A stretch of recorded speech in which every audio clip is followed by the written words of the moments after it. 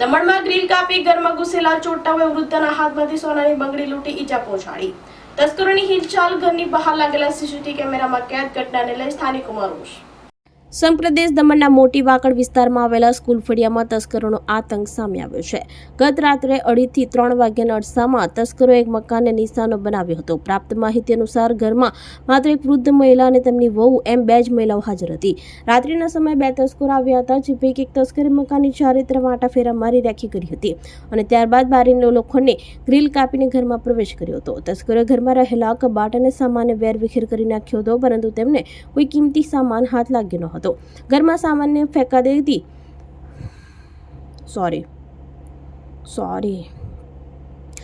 ઘરમાં સામાનની ફેંડાફેંડી દરમિયાન અવાજ થતા ઘરમાં સૂતેલા વૃદ્ધ મહિલા જાગી ગયા હતા। આ દરમિયાન ચોટાએ વૃદ્ધ મહિલાના હાથમાં પહેરેલી સોનાની બંગડી જબરજસ્તીથી કાઢીને ફરાર થયા હતા। આ ખેંચતાણમાં વૃદ્ધના હાથમાં ગંભીર ઈજા પહોંચી અને લોહી નીકળવા લાગ્યું હતું।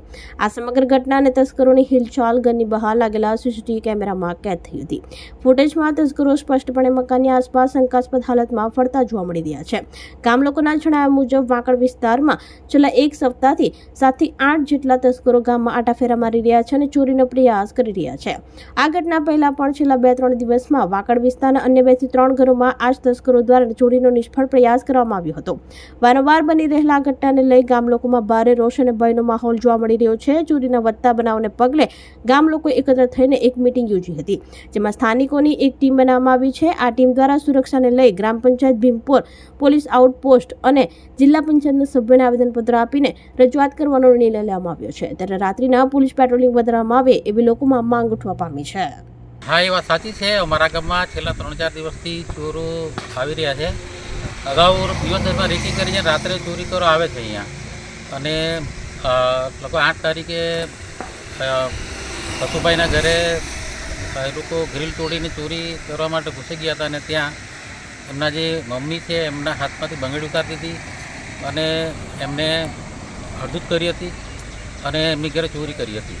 આ ઉપરાંત એ અગાઉ 2-3 દિવસ પહેલાં પણ 2-3 ઘરે ચોરીનો પ્રયાસ કર્યો હતો, પણ એમાં એ લોકો ફાવ્યા નહીં અને એમને પાછા પરત કરી ગયા। શું આ બાબતે તમે કોઈ પોલીસ ફરિયાદ કરવામાં આવી?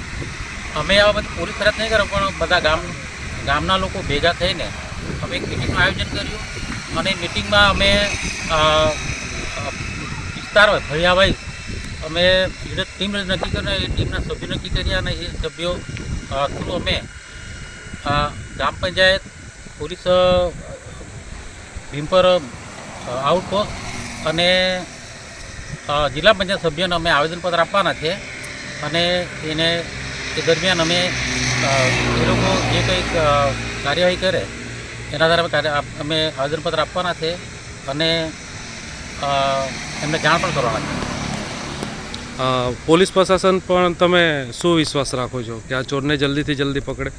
આમ તો પોલીસ પ્રશાસન દિવસ દરમિયાન રાત્રે મને પેટ્રોલિંગ કરે જ છે અને અમે એમને જાણ કરવાના છે અને એવો આ જે ચોરી કરી ગયા છે એમના આધારે એવો જલ્દીથી ચોરને પકડે એવી અમે આશા રાખીએ છીએ। આ છેલ્લા 4 દિવસથી જે ચોરીની ઘટના બની રહી છે અમારા ગામમાં, તો અમે પોલીસ પ્રશાસન દ્વારા મને એવો સાથ સહકાર મળે કે આપણે જેથી કરી જલ્દીથી જલ્દી ચોરને પકડીએ અને આ ગામની સુરક્ષા માટે અમને પોલીસ પ્રશાસન સાથ સહકાર આપે એવી અમારી આશા છે।